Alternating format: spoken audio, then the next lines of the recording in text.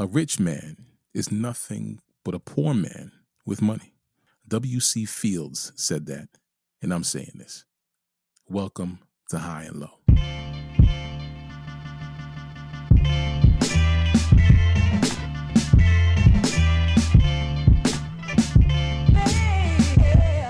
Good day and good night. Welcome to the High and Low Basketball Podcast. This is episode number 100 and Hornacek.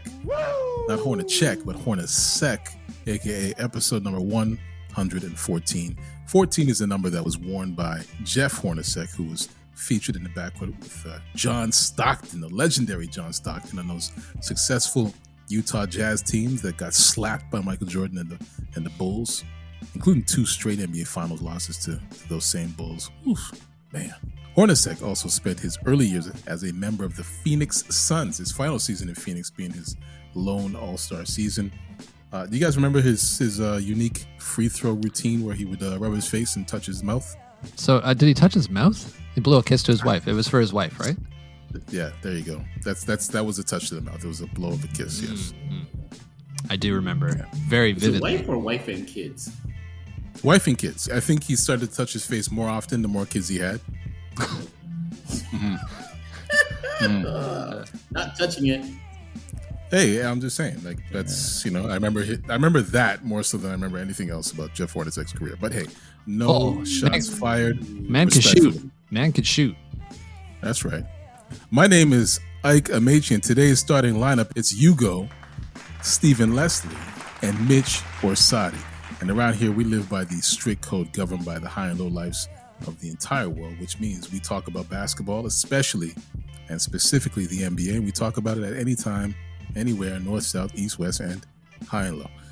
This week on High and Low, we're continuing our colorful WNBA discourse from last week with a request from a listener. Yes, a request. Judging by the aggressive response by some people around here last week, this should be interesting. We're also taking a look at how the NBA is structured from a competitive standpoint. See, no. Does it make sense to have the same teams wallow in poverty or mediocrity year after year? No, maybe there's another way. And finally, we'll talk about the player who prioritizes money over everything. So how would you feel if your franchise player was more concerned with his contract and playoff appearances and championships? How would you feel? Anyway, stay tuned for that. Before we lock in, let's check in. It's 3/4 of a house for episode number 100 in Hornacek. We have people taken down by food poisoning. Get well soon, Sean. Sheesh. Fortunately, we have the A-team here. Hey, yo. Hey, Holmes. I'm joking.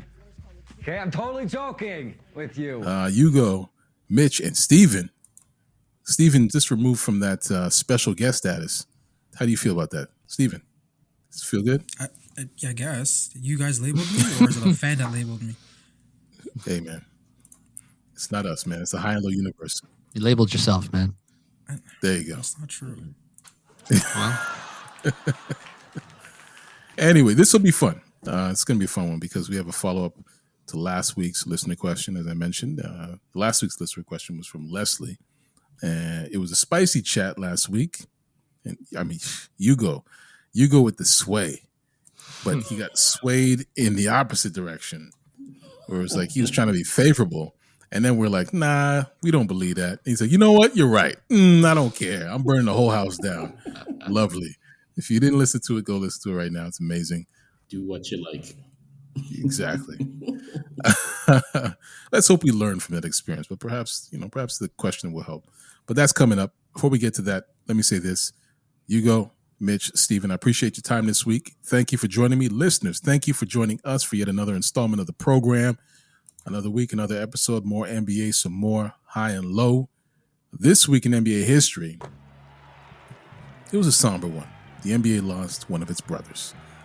On July 28th, 2010, the body of former Memphis Tigers star and Cleveland Cavalier, Lorenzen Wright, and I say Cleveland Cavalier, but he also played for the Memphis Grizzlies, played for the Atlanta Hawks. His body was found just outside of his hometown of Memphis. Lorenzen Wright was a serviceable 13-year vet who had his most productive seasons as a member of the Hawks and Grizzlies. It was his collegiate career that really put him on the map where he was an All-American as a sophomore, and his college career vaulted him to that 7th pick in the famous 1996 NBA draft, where we were introduced to Kobe and Allen Iverson, Steve Nash, Ray Allen, to name a few. Wright was picked ahead of Kobe, Nash, and another player, Peja Stojakovic, and just behind Antoine Walker, Ray Allen, Stephon Marbury. Now, I won't get into too many details about his disappearance and death. I'll just say that it involves an ex-wife putting a hit out on Wright. I'll leave it at that. It's like a season of the Ozarks. Lorenzen Wright had many children, but his namesake, Lorenzen Jr., played some college ball at Robert Morris and Tennessee Martin. I have never heard of Tennessee Martin, but I'm sure it was a proper program. But he went undrafted in 2018, became an unrestricted free agent, but I couldn't find any other details. I swear I tried to look because, when you're faced with a somber tale like this, you just want to end it on a good note. But at least his son tried. Anyway, that's a little something for the NBA history nerds. Man, I tried to make it. You gave it a good old go. I did. I gave it a go. Anyway, that's a little something for the NBA history nerds. Things are certainly happening in the NBA today, so let's talk about it. Let's talk about something important. I have a listener question that follows up from last week's question from Leslie in Inglewood, California. Inglewood. Maybe I could drop you two off. Where do you live, Redondo? Inglewood. This one is from Shannon in Champaign, Illinois. Ooh, Shannon. Do you have any questions for Shannon? You go. Before I get into it? Well, I mean, Shannon is very... Alley-oop. Shannon's a very ambiguous name. I'm just wondering about if I can use the right Never pronoun. mind. Never mind. Jeez, man. Wow. What? That's all, folks. A-grade podcasting right there. Yeah, This is how the episode's gonna go. That's all, folks. She and her are Shannon's pronouns. And let's move on to the question before this one gets before we continue to stutter and step and trip and all this stuff over this one. Anyway, Shannon's question is quite simple. On past episodes, you picked NBA teams to follow and cape for. Can you do the same with WNBA teams? Sounds like Hugo wants to go first. Don't trip, don't fall. I love this question. I would 100%. Is it cap or cape? I'm always a little bit confused on Cape, that. man. It's cape. Cap no means cap. you're lying. Oh, okay. No okay. cap. So cape means like you said. Okay, that's good. I would go for the Toronto Huskies. Oh, right there. WNBA team. That's what I want to see. So when that happens, then we can have a conversation. But until then, league sucks. It was at this moment that he knew. He f***ed up. You did all that ooh just for that? Yes. That means that you missed the assignment. Misunderstood the assignment. What do you mean Let's I move on to misunderstood the Mitch. assignment? We'll give you some time to think about it while Mitch and Steven answer this question properly. Think about the question again and then come back. I'll jump in because thankfully I already did this at the start of the season. If you go back a couple episodes, Shannon, I don't know when it was, quite a few, I think. I didn't have a team to cape for, so I went with a team that was kind of starting, building blocks. A team that had 3 first-round picks in the top 5, the Dallas Wings. Dallas Wings. I already loved Arike Ogunbowale's game, and having a team that was bound to be good for a bunch of years to come kind of felt like a sound place to start. Now, having said that, Arike, she actually spoke out today about wanting to see a team in Milwaukee when the eventual expansion happens. And sure, but Toronto's got to get their team first. Absolutely. And then Milwaukee. But no, not and then Milwaukee. There's going to be a bunch before Milwaukee. Let's be Miami. Miami. Yeah. More. You can name a bunch more before Milwaukee gets one. Vegas? Oh my gosh. Okay. You go, man. I like that pick. Dallas. Yeah, they're kind of middling, but like they just had, a rebuild, right? Yeah. This is the year of transition for them. We'll see what next year brings for him. But yeah, it's a good team to cape for. Okay, next, what's his name? With this back to me. All right, Steven, Yo, what's up? what WNBA team are you caping for? So Shannon said, "Can you do the same with a WNBA team?" And honestly, I can't. I have two reasons though. I don't have cable, and I don't have time. But since last week's episode, I've decided, I'm gonna follow more WNBA content on social media, so I can get these algorithms, so I can understand more of the game and the players. So ask me again, and maybe in like 3 more episodes, and I'll give you a better answer. But I'm being honest. A week ago, I said no, I'm not watching, and then you're asking me this. It doesn't just flip like that. That's fair. Fair. Like I could say the LA Sparks, but top 5's not on there anymore. Derek Fisher got canned. I stopped paying attention to them a long time ago. So Steven, I have a question for you. Yeah.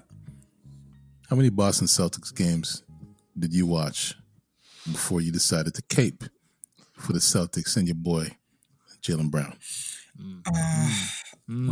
Okay. Help!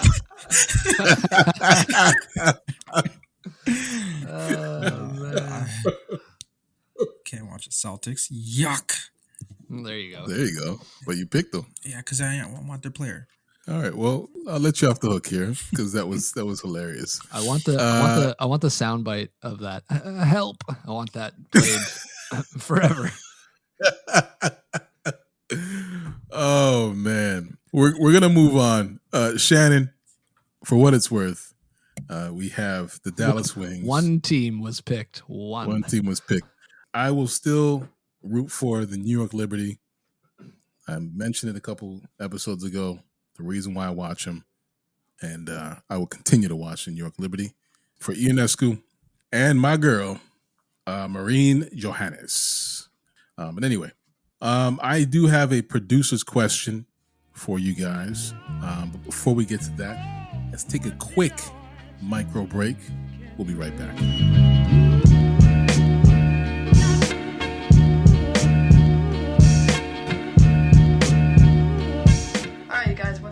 And we are back. This is High and Low. And we're back from our quick micro break. Well, quick and micro, that's a bit of a redundancy. Don't have to say both. It's a quick micro break. It's a micro break. It's a quick break. Say it a bunch more times. That should help. Yeah, see if it works. Not really.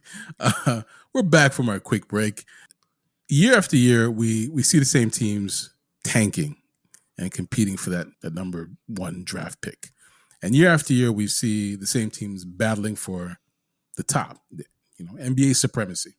Now, I know there are outliers. There are shifts that occur in the league based on retirement, attrition, players seeking new scenery or draft picks that eventually pay off and lead teams to another echelon of the NBA, if you will. So for the most part, we see the same teams at both sides of the spectrum, and I have an issue with this. See, the league is rewarding losing with the draft while penalizing success on the surface. So what if the NBA further incentivized success? What if they did this? Like in soccer, a team's performance determines what league or division they'll play in. If you play well, you play with the best teams. If not, you're relegated to the lower divisions where there's less funding, less fanfare, less exposure, and where you can play with similar squads, middling teams or bad teams. So would the NBA benefit from a similar format? What do you guys think? Well, I would love to see this in the NBA first. Tank? Well, sure. Enjoy your 14% chance at the top pick while you play the rest of the season in the G League. And like a full year too. No second chances. Only way you get back up is you win the G League championship or you finish in the conference finals or whatever. But I think the part of your question here that I don't think will work is, would the NBA benefit from this? I don't think so. Their TV deal is like way too important, and they don't have anywhere near the type of leeway in their foundation that like top tier football clubs in Europe have, right? Like look at Italy, for example. They've got Serie A, Serie B, Serie C, and there's like 20 teams per table. If the NBA had like 60 teams, sure, but with only 30, you're having to split it up 15 and 15 at best. Yeah. I think you're penalizing too much there in that case. Could they expand and do it? I guess, yeah, but how much are we talking about? How much expansion? Another 10 to get to 40? Yeah, maybe that's a bit too much. It's a bit of a stretch. Then the talent pool shifts, right? Like talent pool shifts, but you still have that model in which, the teams with that, the teams with the talent that's not quite there, they'll stay in that lower division. But those players are still given an opportunity to develop in the NBA system. Yeah, but they can currently do that in the G League without the relegation, right? Yeah. Yeah, I don't think it's there for the NBA personally. Oh, it'd be so sweet. It'd be great. Yeah, I think you need money to be competitive in today's NBA, right? So keeping poor teams poor, I think that's a terrible idea based on the record, because fans bring in ticket sales, jersey sales, and all those things, but good players aren't going to those bottom feeder teams like Sacramento Kings. They're in a tough division, and every year they're at the bottom. So I don't think that this idea would benefit the NBA. But one thing I do like when kids are coming up, they have like the best in the state and state championships. I think that's what the NBA should do and have teams they're in the same division but in the same state battle it out in like little tournaments, and then you see who's the best in that state, and you go from there. Then that state faces another state champion. So regional rivalries. Yeah. And because it's like a little tournament, that would say, okay, who gets this many balls for lottery pick? Because you can't say like, man, Detroit's roster is going to play 82 games and they're always tanking, or OKC, they're always tanking. So maybe in 5 years, whatever they did in 2017, it'll come to like fruition, and you'll start winning some games. But year in, year out, you're gonna get pummeled because the top guys are going to better teams, and then you're still always at the bottom. But if they had something like that, I think that would work out better for the NBA. So the first part, I'm just thinking, what about the Knicks? I'm just thinking, I guess when you're saying that, the Knicks popped into my head because they're a team that they haven't been good. Terrible. But they're not poor. They're in a big market. Because it's businessmen that are always going to those games, right? It's like a business deal. Oh, we shake hands here. I got 2 courtside tickets for you. It's not really fans. Yeah. But it's still money. Yes. And so if, let's just say, for example, the league is expanded to like 35 teams. Yeah. There are 3 divisions, and the lower division, less TV time, less revenue share. And the Knicks haven't been good, so they are relegated to this C division, so to speak. Man. Could you imagine putting the Knicks on TV less? No, NBA would never do that. Doesn't that incentivize the Knicks to actually start to compete? If it'll be enforced, sure. I don't think so, because the money's still coming in. People are paying top dollar to be at MSG. I think they have a nightclub there. You think they'd still be paying top dollar to go if they were a C-level team? Yeah, because they're not fans. But they're only playing teams like Sacramento. No more Lakers coming in. Exactly. But I still see, even if you mention the Lakers down there, those seats are going to be filled, because when people are in those cities and they need something else to do other than being outside, and that's what I'm saying, the business deals are going on and they're handing out tickets. Even all these shows we watch, and they're like, here, go courtside to the Lakers game. And it's just like, okay, it's a spectacle. Even when the baby Lakers were garbage, they were still almost selling out. And they were terrible. Were the big time celebrities there for LA versus, I don't know, Charlotte, or LA versus Detroit? But do they come out? Do the stars come out for that? Yes, it's a status thing. That you're at a Lakers game, you're at a Knicks game. But how long before that status wears off is, I think, what Akin is starting to get at here, right? In the future, yes. I don't think it wears off. I think it's a thing. That's just a thing. Well, you know what? To your point, Stephen, I don't know if it was last week or 2 weeks ago, you said that the Lakers brand is too strong to fail. So is it so strong that it can go down to Series C and they'd still stay there and still be that strong brand? And for how long? They're only playing teams like OKC and Houston and Detroit. Only. Nobody And else. like only. Like that's you're not getting there's no LeBron is not coming to New York anytime soon. Ooh, what about this? That is your division. What if they have to go to a different stadium because the Clippers are in they're in Serie A and the Lakers are in Serie C and they can't play at what is it? Crypto.com arena? They got to find somewhere else. Too many seats, can't fill it. And you explained to me how the hell the Clippers would be in Series A. That's all I want to know. Well played. It happened. It happened. It happened. It happened. The Blake Griffin CP3 era, the Lakers were not Lob good. City. It was, but what was it called? Lob City it was called Lob City, and that was it.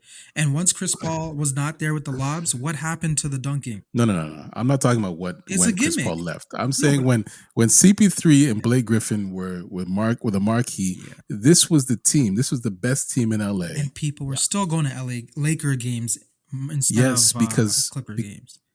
Because the Lakers were able to play the best teams in the league. But I'm saying what happens if 3-4 seasons of just playing Orlando? You know what happens. It's the same thing. What happens is people stop going. No, it's not happening. I think people stop going. It's not. That would never happen. Sports fandom is all psychology. And I'm saying eventually the fans will turn on your team. Did you watch Laker games when Kobe had an Achilles tear and he was out? I did. Right? I did. And they were not good. But I was also watching because of who they played against. So, even though, so you know they're going to get demolished, you still watched.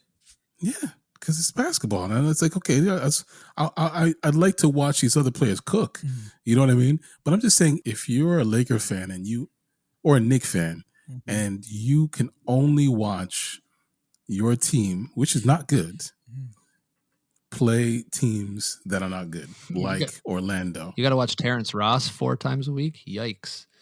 Yeah, that's not. I'm telling you, that's not gonna last. I'm just saying that's not gonna last. It's not gonna last. Sorry, Terrence. Straight shot for Terrence Ross.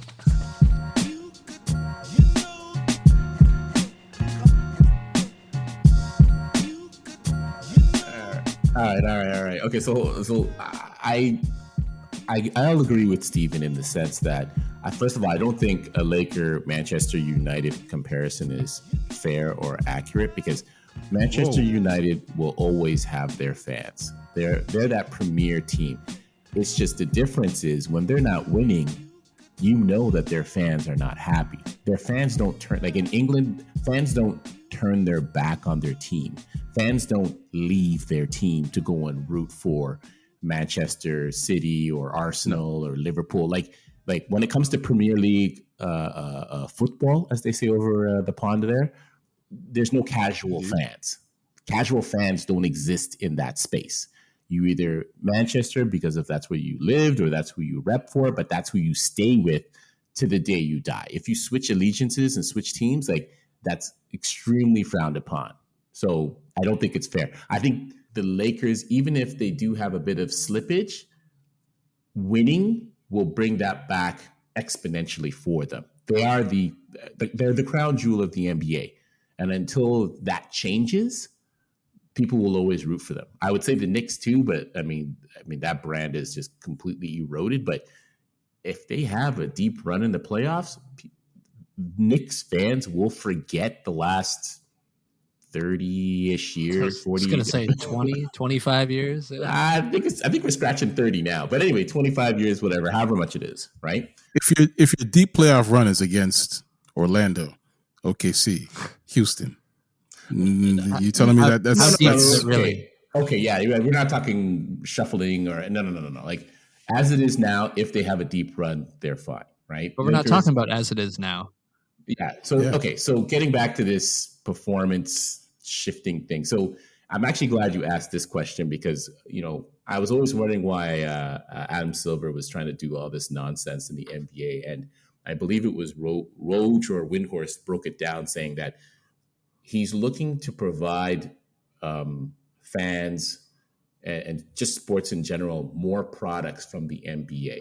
That's why you're seeing all these awards and this in-game tournament and thoughts of a premier type style schedule where people can, bump up or be regulated because he wants to be able to hold people's interest, generate more content, generate more products for people to consume, and have people watch the NBA more, as opposed to how it's currently formatted. I think you could do this with the bottom feeder teams and add maybe 5 or 6 more teams and do it from that space.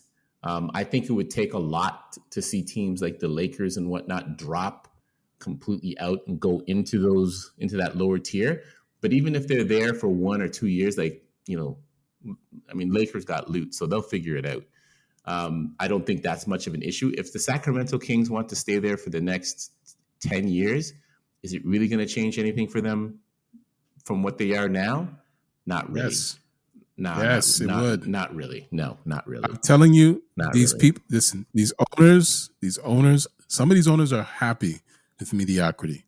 They're happy because of the money that they're getting. They're generating the money off of other teams' backs, right? So the success of other teams, where other teams are able to build contenders, build fantastic product, right? They bring their product to Sacramento. They bring their product to Orlando. And people and the fans of those teams get to enjoy that product.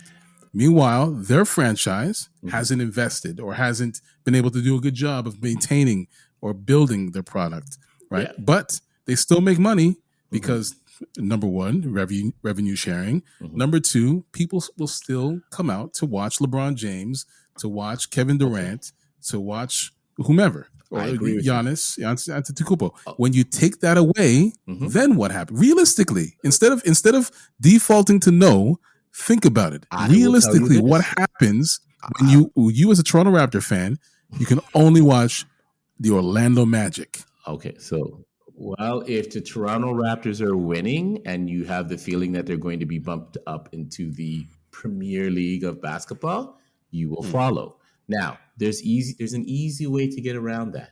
If you have an in-season tournament where your underdog team has an opportunity to participate and they might not win the tournament, but they beat the Lakers or they beat Miami Heat, that just builds faith and hope in the fan base.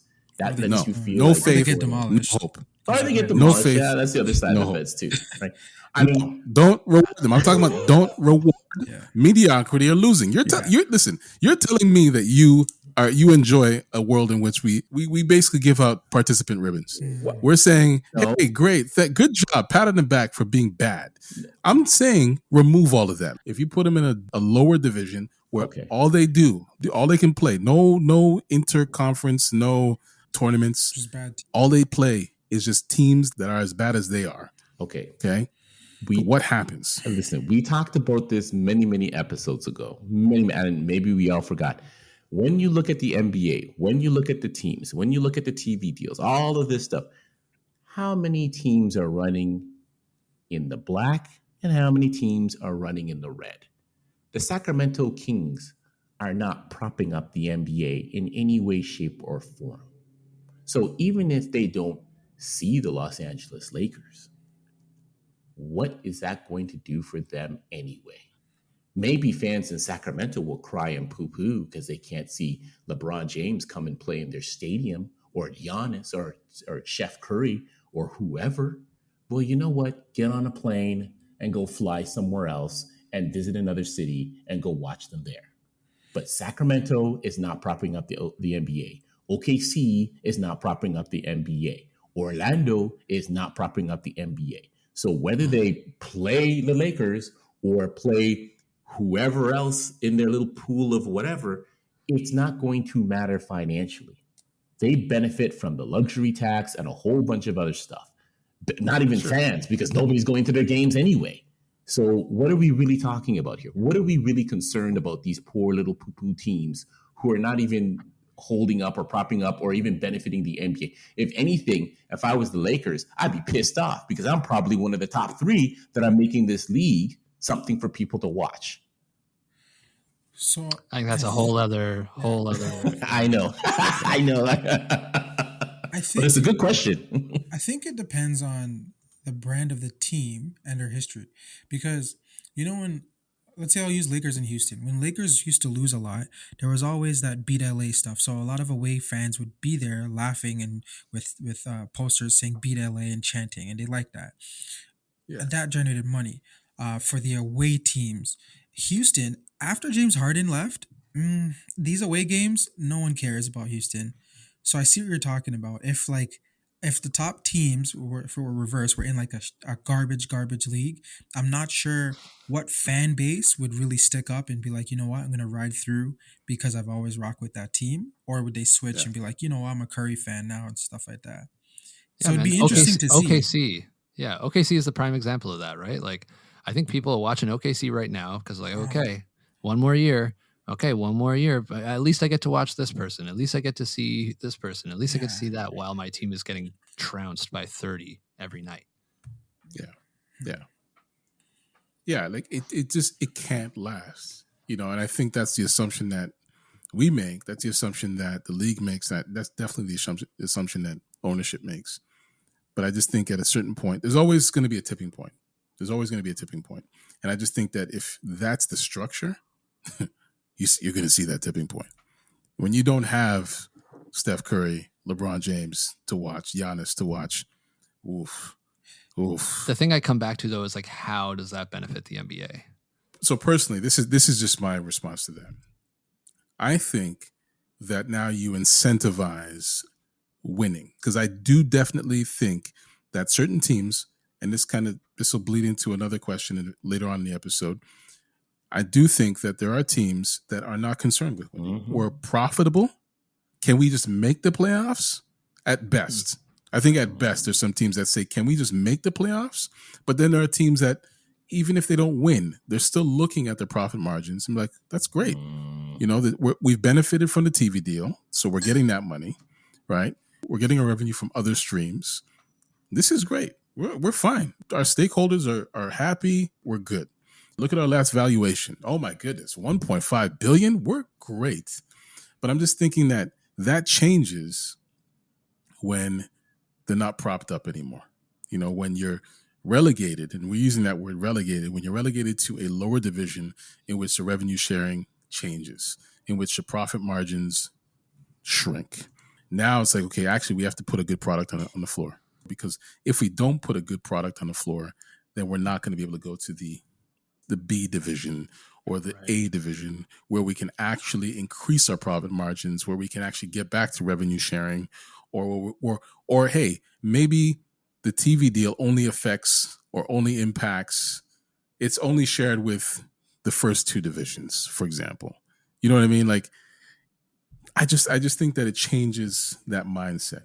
I'm thinking about the people, the fans of teams like the Orlando Magic, the Sacramento Kings, where you just year after year, you're like, I hope my team makes the playoffs, but they can't. They don't. Year after year, it's just disappointment after disappointment after disappointment. The Raptors were there for years, right? And how good it felt when the Raptors finally started to become perennial playoff contenders or a perennial playoff team, and then when they became a championship contender and a championship team, like that feeling. Yeah. Give that feeling to fans in Orlando, fans in Sacramento, fans in OKC. They've been there before, but give it to them. Give it to them again. It's been a long time. Minnesota, my goodness. Before we get to Minnesota, I just want to say one quick thing about Sacramento, because it has to be said. It's a tweet that I saw this week that said no active player has faced the Sacramento Kings in the playoffs. That is insane. That's insane. Yeah. Insane. That's a good one. That's part of that. Honestly, Yes. I'll be honest with you. I'll give credit. That is part of what sparked this thought for me. I was like, look at that. Like that's an incredible stat. Yeah. You have not been to the playoffs in that long. Come on. Why are you still in the NBA? Yeah. Fair We enough. have Seattle We have we have other potential NBA cities with fans that would love to see. Yeah, love to see the NBA product there. I don't know. I struggle with that because it's like, okay, yeah, I don't think. I mean, I know we're picking on Sacramento. Like, let's pick on Milwaukee. Or sorry, not Milwaukee. Let's pick on Orlando. Whoever, Orlando, right? I don't think any of these teams are profitable. I don't think they're profitable in any way, shape, or form. They're making so much profit, and that's why they continue to do what they do. Because it's working for them. Their pockets are fat. Trust me. These guys I don't think they're profitable. I think they're being propped by the luxury tax. No, they're not in a luxury tax situation. They're making so much money, these teams. No, hold on. So when you see a team pay luxury tax, where do you think that goes? Who do you think that goes to? Well, the NBA gets it. They divvy it up. That's what I'm talking about, revenue sharing. That's what I'm saying. If the revenue sharing is removed, then what happens? Okay. Well, then now you're forcing.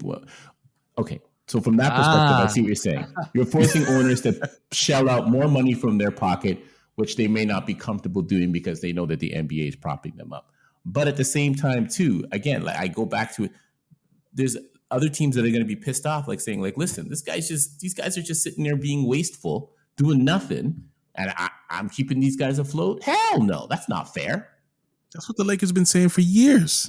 So this is what I'm saying. Even if you have some whatever tier thing to let them earn their way back in and earn their way back into good graces, I think that's perfectly fine. I don't even think it matters from a fan standpoint because I don't think Sacramento fans. Listen, when's the last time we even saw a Sacramento fan? Don't say it. Don't say it. Tell me a Sacramento fan. Name one Sacramento fan right now. Sean. Where? Sean. Listen, Sean ain't no Sacramento fan. He just wants to say that. But hey, just another reminder to listeners: if you want to leave a question for us, just drop a DM on Instagram at Get High and Low, TikTok and More High and Low. And it's time to give this segment a bowl of whatever Sean was eating. Yeah, it's time. Grief. Slurp it up, man. Slurp it up. Full. I'm just gonna say, hey, just a warning. I'm just gonna give some advice to people. If the meat in your soup doesn't need to be chewed, don't eat it. All right. Speaking of winning and losing. When we come back, we're going to talk about players who don't care about the winning. They just want the money. We'll be right back with more High and Low.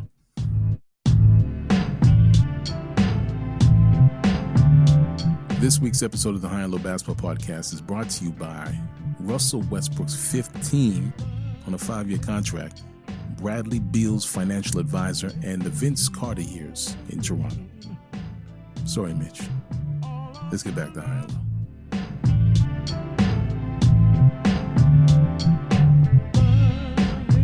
And we are back. I'm Ike Amaechi, and I'm here with Hugo, Mitch Orsatti, and Stephen Leslie. The free agency period.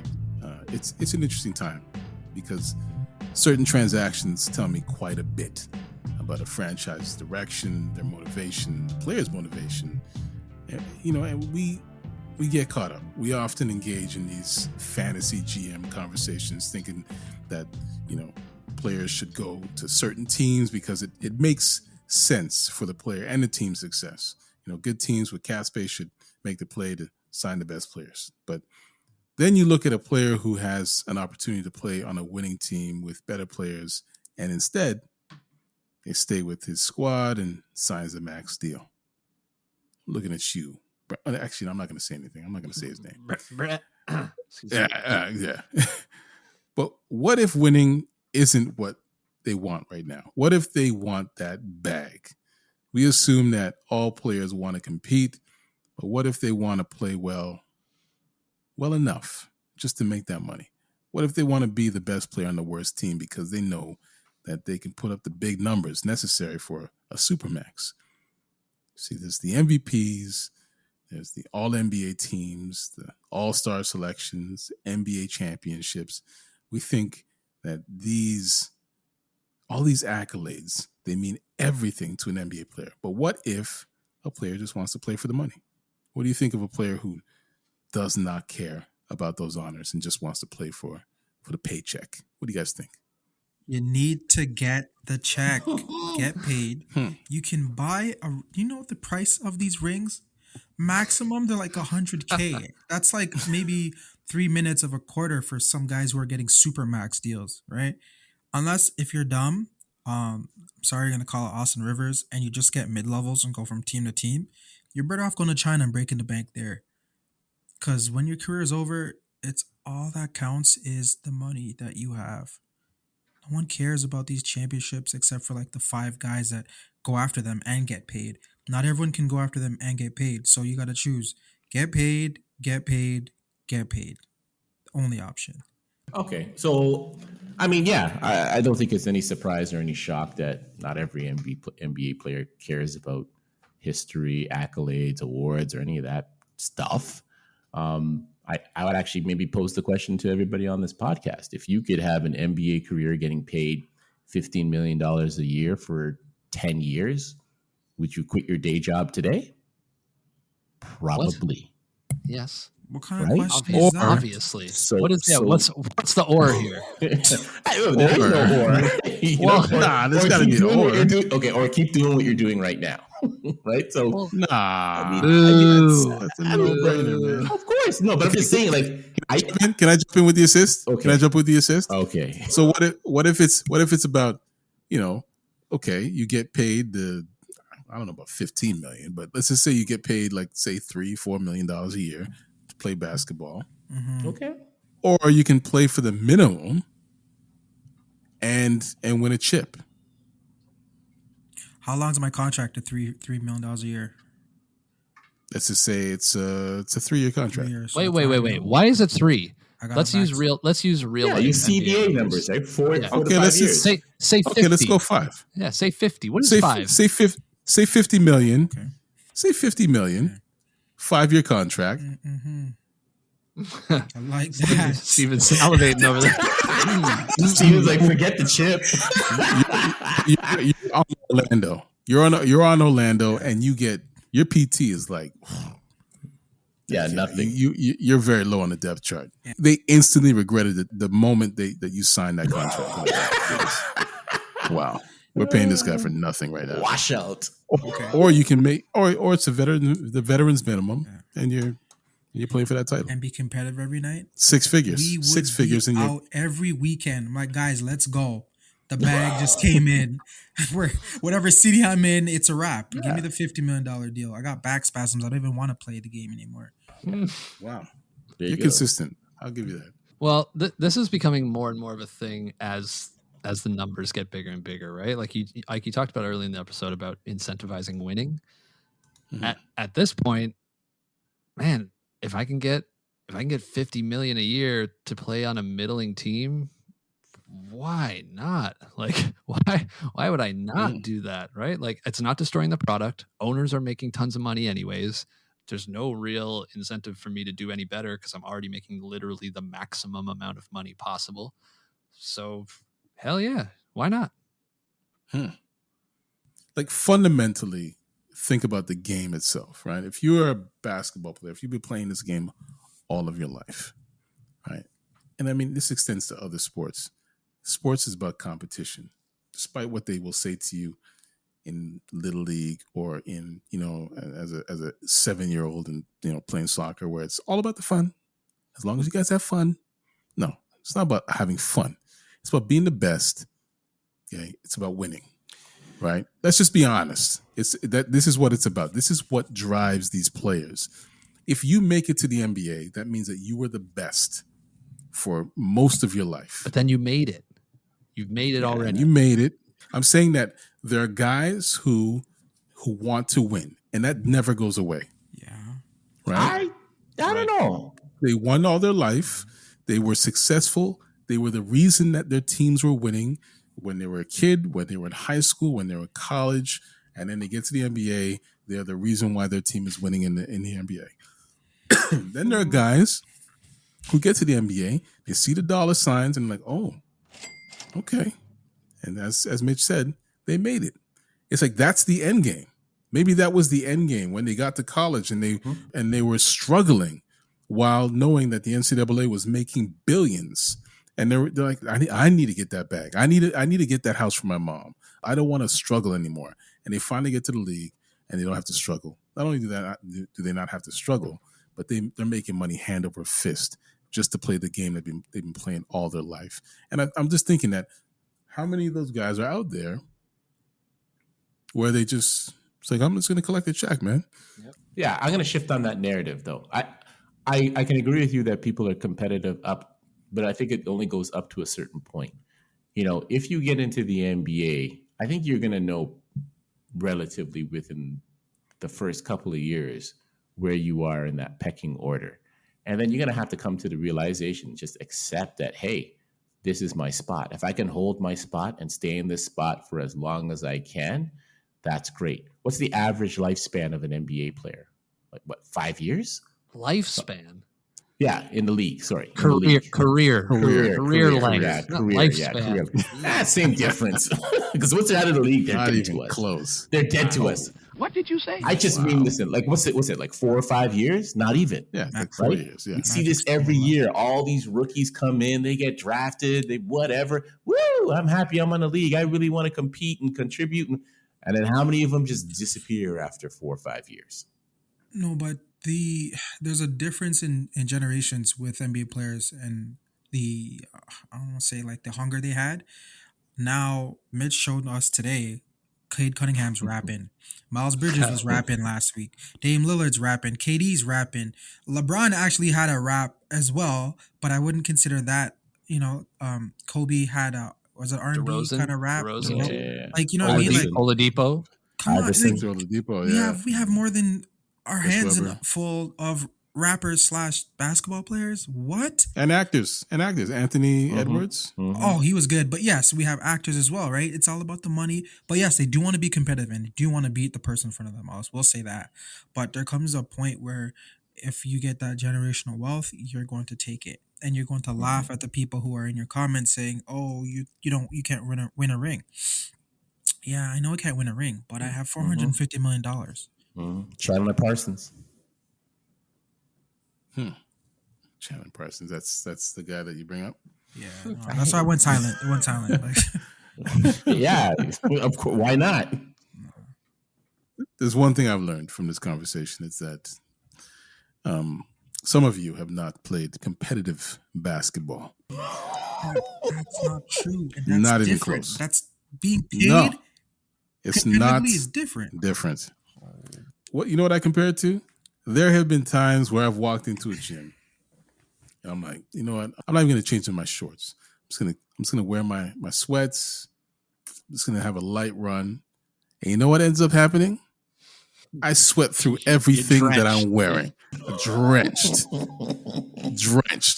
Because no matter what the competition, I'm like, yo, I need to win. Yep.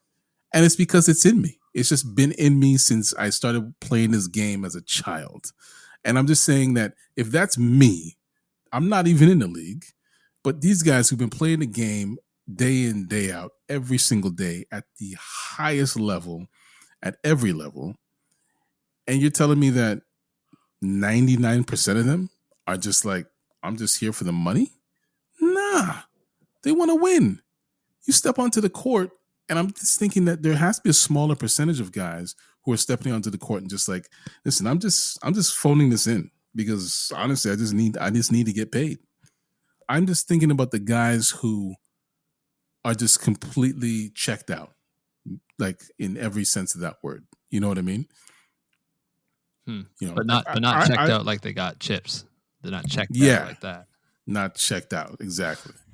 You know, I don't know. I just think that there's a competitive gene that is instilled in players over the course of their development through the years, in which it's just hard. It's hard to let that go, you know. But I do know that there are players that have made some very interesting decisions where I'm just questioning whether they actually care about winning a game in the NBA. Why the fuck I can't shoot 3-point shot? And on that note, this brings us to the end of yet another episode of the High and Low Basketball Podcast. So thank you, Mitch. Thank you, Hugo. Thank you, Steven. If you haven't done so, subscribe to High and Low anywhere you find podcasts. You can go to High and Low's YouTube channel for bonus content. Click on that bell and subscribe. We're on Instagram at Get High and Low. We're on Twitter and TikTok at More High and Low. So where can listeners find you, Mitch? Oh, where can you find me this week? Yeah, you can find me over at Twitter, blah, blah, blah. Find me on Twitter, Thirsty Villain, Raptors HQ. Yeah. Next. Why so serious? And Hugo, where can they find you this week? Well, I don't know. I'm going to have to maybe change some stuff up because I thought the thirsty.hero was going to get me some attention, but it didn't. So I don't know. I'll have to change it up. Maybe I'll be Hugo Controversial or something. How about this attention.seeker? Maybe you can go with that. I'll try that after I steal Sean's tag.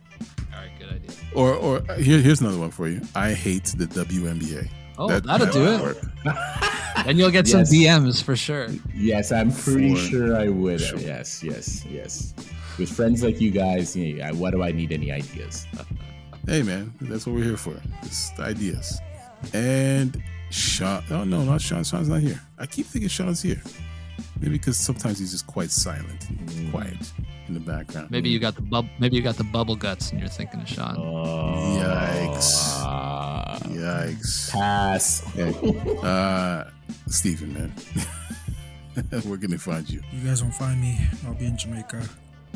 What? Great. Okay, done. Okay, fantastic. All right. Good talk. He left. He left right there. Yeah, he's already in Jamaica now.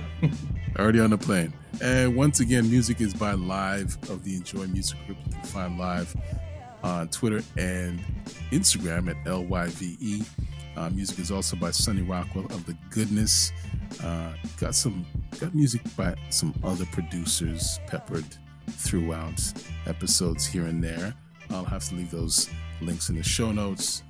Sound design is by Vonn+Abrahamm. This is a Vonn+Abrahamm podcast, just in case you didn't know. So on behalf of Mitch, Steven, and Hugo, I'm Ike Amaechi. Thank you for listening to High and Low. We'll see you next week. Vince, Bosch, T-Mac, Kick Rock.